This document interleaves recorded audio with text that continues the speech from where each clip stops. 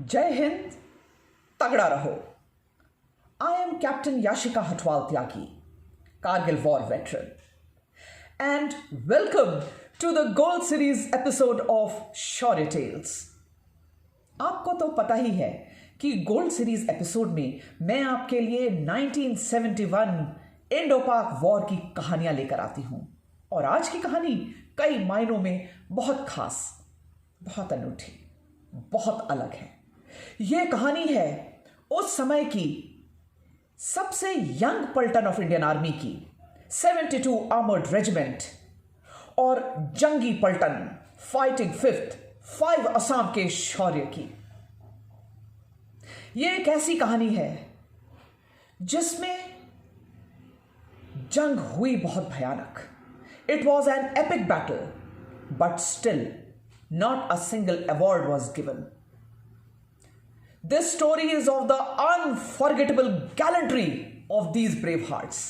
और मेरे लिए पर्सनली ये कहानी बहुत खास है क्योंकि इस लड़ाई के दौरान मेरे father colonel Sushil Kumar Hatwal was the second in command of the जंगी पलटन fighting 5 असम। तो बहुत मन से, बहुत हिम्मत से, बहुत जोश के साथ आज की कहानी शुरू करते हैं। आपने कई वीरों की कहानियां सुनी होंगी, परम वीरों की कहानियां सुनी होंगी, महावीरों की कहानियां सुनी होंगी, लेकिन कैसा लगता होगा उन वीरों को जब उनकी बहादुरी कहीं युद्ध की गर्जना में खो जाती है और दुनिया के सामने ही नहीं आ पाती। देखिए, हिंदू माइथोलॉजी के हिसाब से रथी, महारथी, अति महारथी, महामहारथी ऐसे कई योद्धा हुए हैं, लेकिन एक असली योद्धा वही है जो किसी भी जंग का रुख मोड़ देता है। और आज की कहानी ऐसे ही महारथियों के बारे में है जो लड़े तो कंपनी लेवल, प्लेटून लेवल के ऊपर, लेकिन उन्होंने इस बड़ी जंग का जो सबकॉन्टिनेंट का एक बहुत बड़ा हिस्सा कवर कर रही थी, उस जंग का रुख मोड़ दिया। तो कहानी शुरू करने से पहले जानते हैं कि छंब आखिर इतना इंपॉर्टेंट क्यों था। और काफी लंबी रिसर्च, काफी इंटरव्यूज के बाद यह कहानी आपके सामने आ रही है, तो बिल्कुल एंजॉय करिए इस कहानी को, दिल थाम के बैठिए, ध्यान से एक एक इवेंट के ऊपर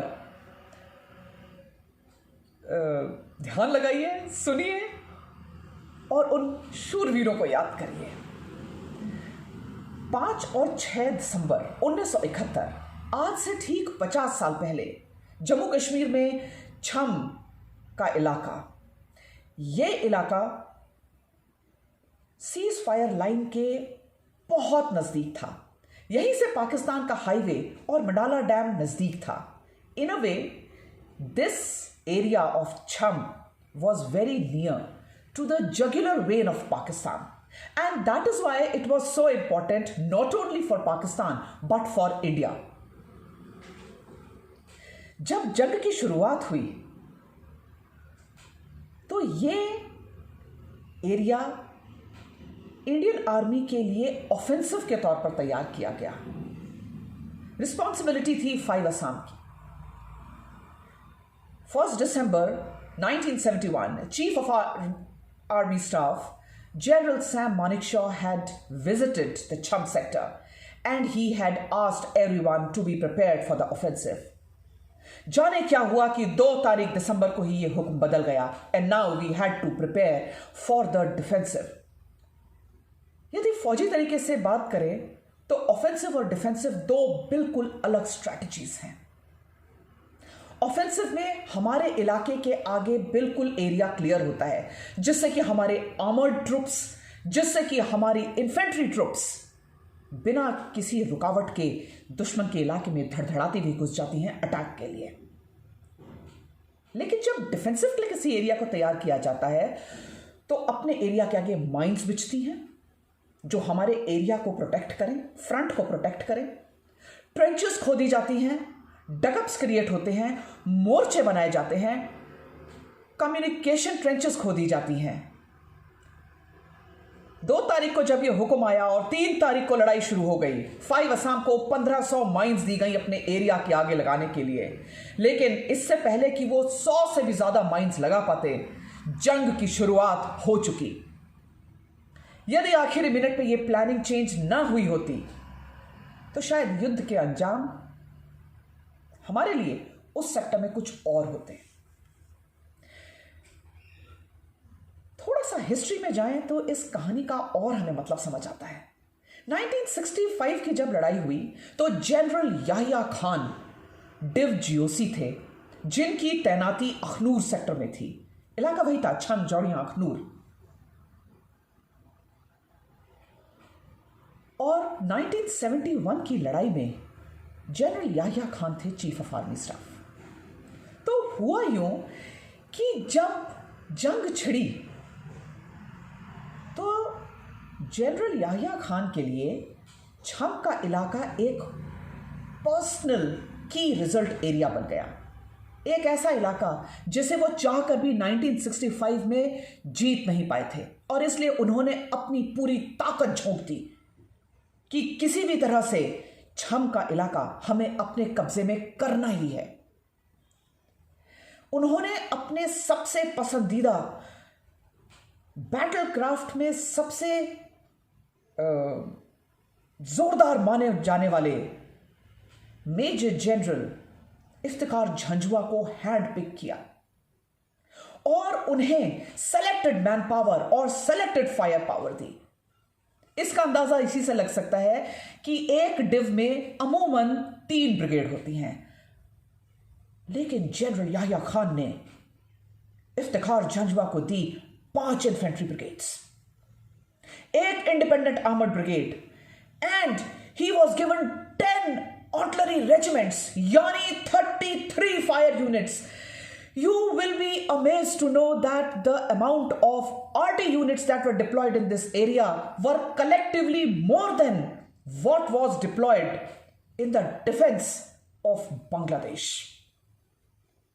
याहिया खान किसी भी कीमत पर छम के इलाके को अपने कब्जे में करना ही चाहता था। This was a very determined enemy. लेकिन हमारी तैयारी क्या थी? पहला क्या तो ये कि रातों रात हम ऑफेंसिव से डिफेंसिव में चेंज हुए। इस एरिया में सबसे ज्यादा एयरफोर्स, आर्टिलरी और टैंक्स यूज किए गए। कुल मिलाकर छम के 50 स्क्वायर माइल के एरिया में 250 टैंक, 200 आर्टिलरी गन्स और कई एयर सॉर्टीज ने हमला किया या डिफेंस किया। इस एक इलाके में दुश्मन के और हमारे मिलाकर 1000 से ज्यादा कैजुअलिटीज हुई। So both India and Pakistan were fighting for this important area of छम। अब ये लड़ाई आगे बढ़ी। 5 असम का जो फ्रंट था वो एक हॉलो इन्वर्टेड रेक्टेंगल की तरह था, यानी एक ऐसा एरिया जिसे हम 3 तरफ से प्रोटेक्ट कर रहे थे। हमारी पोस्ट्स डिप्लॉयड थी बुरजला, बरसाला, घोगी। लेकिन 3 दिसंबर का दिन जब आया तो पहला अटैक आया बोकन हमारी बॉर्डर आउटपोस्ट थी, जहां एक प्लेटून स्ट्रेंथ थी। कमांड कर रहे थे 2nd लेफ्टिनेंट बी के Nair.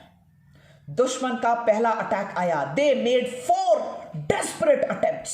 They had put their RT, they had put their armored.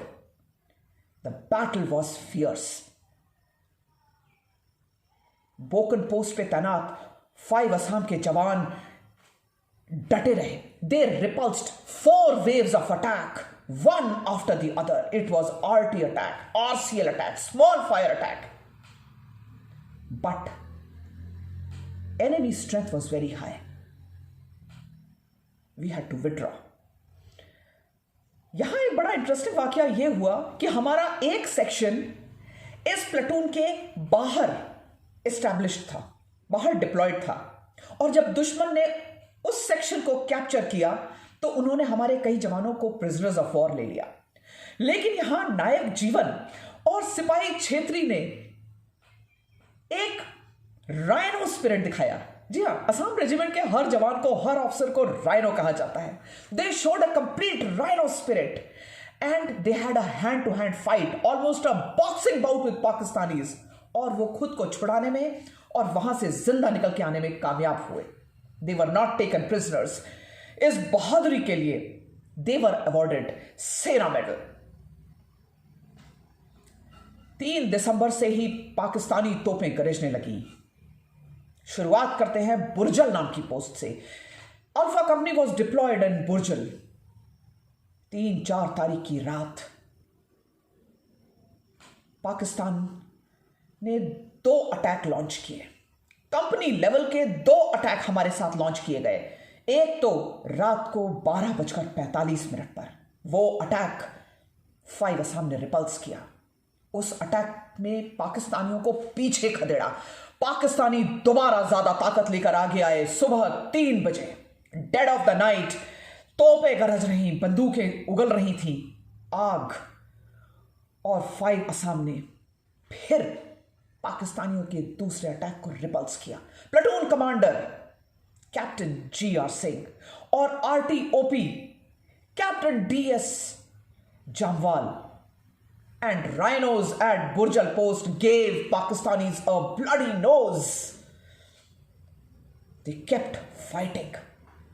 लेकिन उनका एमिनेशन खत्म होने लगा। The resolute army of Pakistan kept mounting the offensive. GR Singh knew that this is the battle of life. He kept on going from one trench to another. Survivors tell a harrowing tale how this gladiator stood all alone against the fire and kept motivating the rhinos. दुश्मन को challenge करते रहे कि सामने तो आओ, यहां आने की हिम्मत तो करो। एंड जब तक कैप्टन GR सिंह के सांस थी, एक पाकिस्तानी भी हमारी लोकेशन पर कदम नहीं रख सका। At the end, GR Singh was shot at the point blank range, and in that battle of Burjal we lost RTOP captain Jamwal also. Now Barsala was at the center of the battalion defense area, and the epic action took place here. 6th platoon of Bravo company came under extreme heavy armored attack of enemy. जब armoured का attack आया तो उनके ऊपर एक artillery attack किया जाना चाहिए था हमारी फोर्सेस की तरफ से। Captain KS Rathore, the platoon commander, made desperate attempts on the radio asking for RT support. RT support आया तो, लेकिन बहुत कम था। Enemy was numerically superior and also superior in the fire power. Rathore was like the god of battle that day. He did not let go, kept using all that firepower was with him. He knew that this is the battle of life. आज या तो इस पार या उस पार. He was fighting a battle of last man, last round. जब उन्होंने देखा कि उनके पास गोला बारूद खत्म होने लगा और दुश्मन सामने से आता ही जा रहा है, he devised a plan. He asked his platoon हवलदार शांति नुंगबा आओ to vacate the post and to withdraw. शांति नुंगबा आओ ने कहा, साहब मैं आपको छोड़ूंगा नहीं. लेकिन कैप्टन KS राठौर ने कहा कि आप निकलो और मैं दुश्मन को तब तक रोकता हूं जब तक आप लोग सेफली पीछे तक नहीं निकल जाते, and then I will join you. Platoon हवलदार आओ did not realise what plan is taking place in captain Rathore's mind. Captain Rathore had decided to fight this battle single-handedly. He kept fighting, lobbing grenades after grenades, firing at enemy till the last bullet. और जब जनवरी 1972 को flag meeting हुई तो Pakistani officers ने यह कहानी सुनाई कि किस तरीके से कैप्टन राठौर को चारों तरफ से दुश्मन ने घेर लिया था. and they kept asking him to surrender. They wanted to take this brave rhino alive as prisoner of war. Captain Rathod did not give in. He kept challenging and kept fighting the enemy. At the end, he was killed. The point blank range. We lost another brave heart. Now comes the fierce battle of Ghoghi. आप देख रहे हैं किस तरीके से इस जंगी पलटन ने अपने नाम को सार्थक किया. Ghoghi was being occupied by the Delta Company. इनके कंपनी कमांडर थे major मार्किन. Major Markin was a brave heart who was ready for the enemy. उनका मोटिवेशन उनके जवानों के लिए इतना जबरदस्त था कि जैसे ही पाकिस्तानी गोले धधकने लगे, he kept giving the call of Rhino charge, and we are not going to leave the enemy alive. Rhinos were fully charged up with that josh and wanting to face the enemy. 3 तारीख शाम से ही enemy shelling शुरू हुई. 4 तारीख को दिन में 1 बजे तक हमारे ऊपर बराबर गोलाबारी होती रही. मेजर मार्किन की company was under heavy armoured and heavy artillery attack. Enemy kept attacking Ghoghi company with their company strength. Rhinos kept repulsing attack after attack. Enemy kept probing. We kept attacking. We kept defending our post. And finally, enemy launched an attack with a troop of armored. This is a battle that stories should be written for. Pakistanis were getting frustrated कि हम attack पे attack करते जा रहे हैं. We are shelling, we are firing. There is RCL attack, there are mortars attack, there is armored attack. But this Delta company defended by Major Markin and his Rhino boys is not giving up. Finally, they found an inter-battalion gap. 2 companies के बीच में जो gap था वहां से दुश्मन अंदर आया and they attacked from the rear. Major मार्किन के आखिरी शब्द थे जो उनके कंपनी हेडक्वार्टर पे वो रेडियो सेट पर बोल रहे थे. I am under heavy attack from the enemy from 2 directions. I am under heavy enemy attack from 2 directions, but do not worry, I will sort them out. Major मार्किन के ये शब्द एनिमी को उन्हें रिकॉग्नाइज कराने के लिए काफी थे. He was shot at again a point blank range like Captain Rathod and Captain G.R. Singh. The company commander fell. We lost brave Major Markin. Situation was precarious.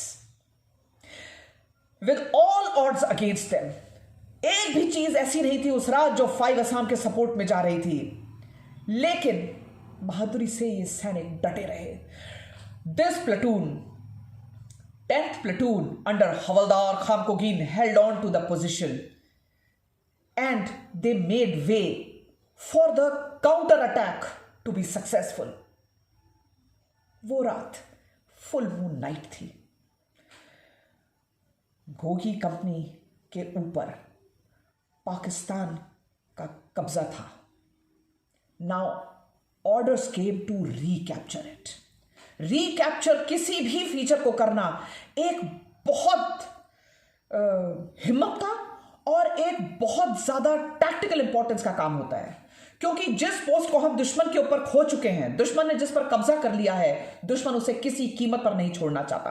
और फिर जो काउंटर अटैक लॉन्च होता है, that has to be done with full power.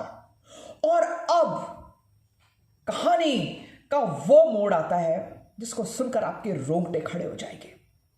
Counter attack की जिम्मेदारी दी गई सिंगरी company of 5 Assam led by the brave Rhino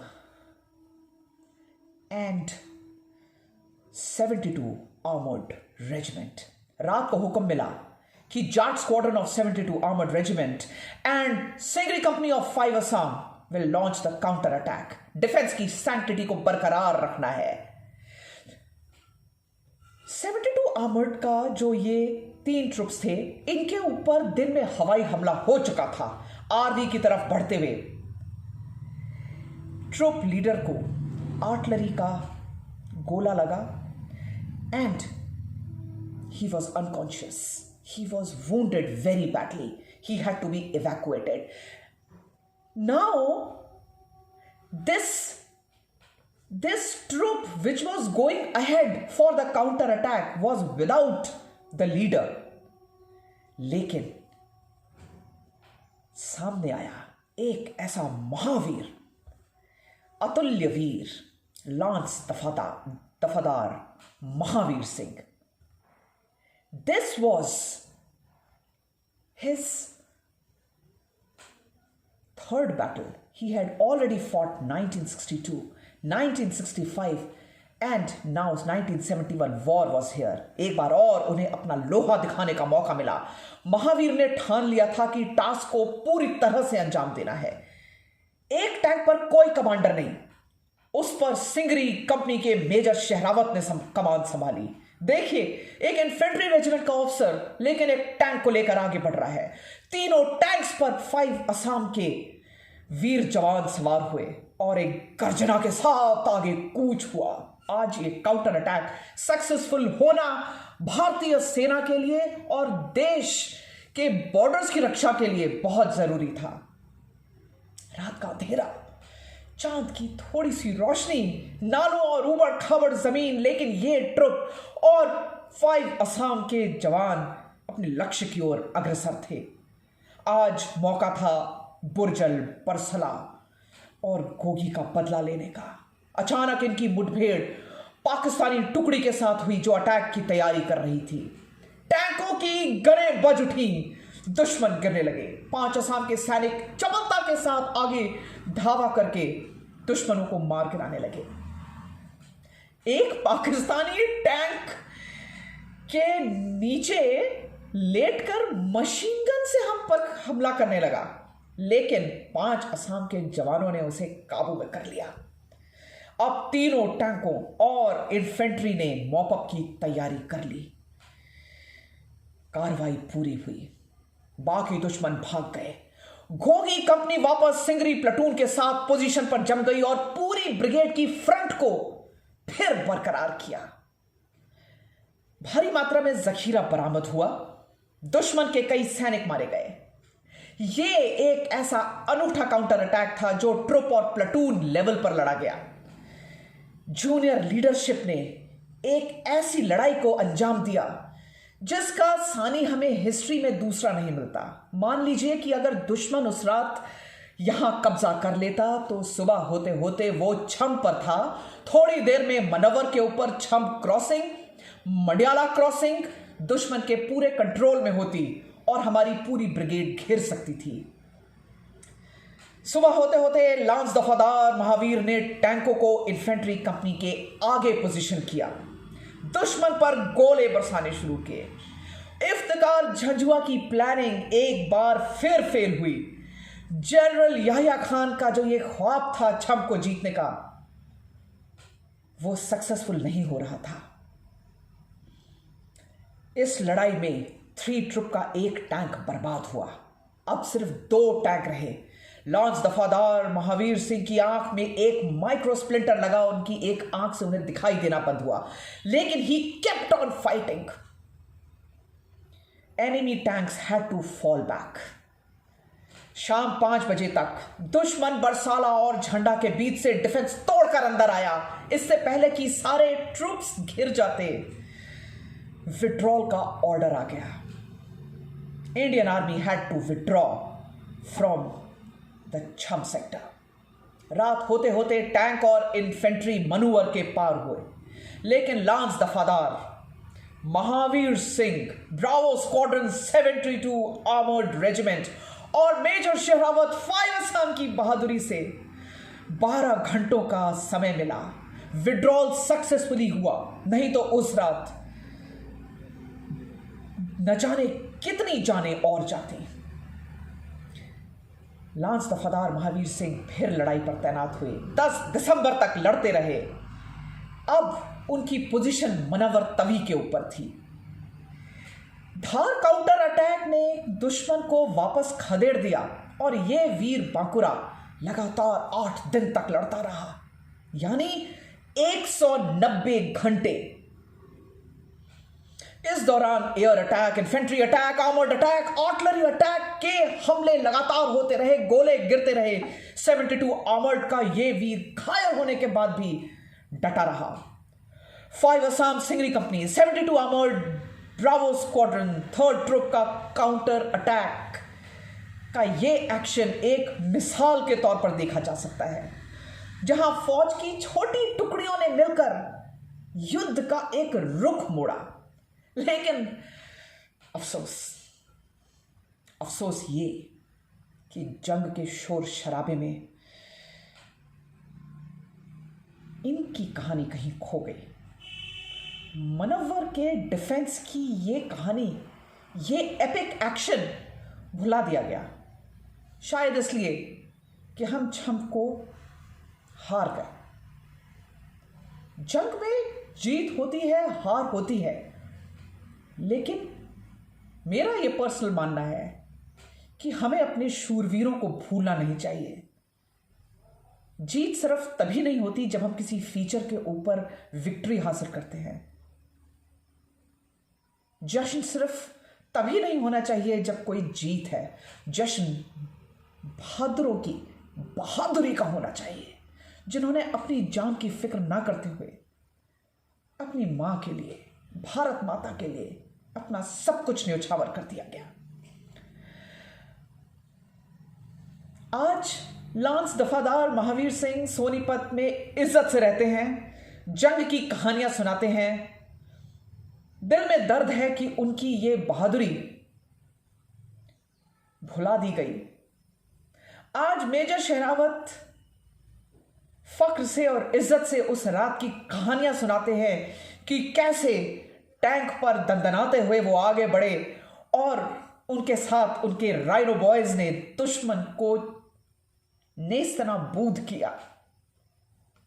आज 5 असम के वो जवान जो नॉर्थ ईस्ट के गांव में रहते हैं, 5 और 6 दिसंबर, सिर्फ 5 और 6 दिसंबर ही नहीं, 3 तारीख से लेकर 10 तारीख दिसंबर तक की ये कहानी को हमेशा याद करते होंगे।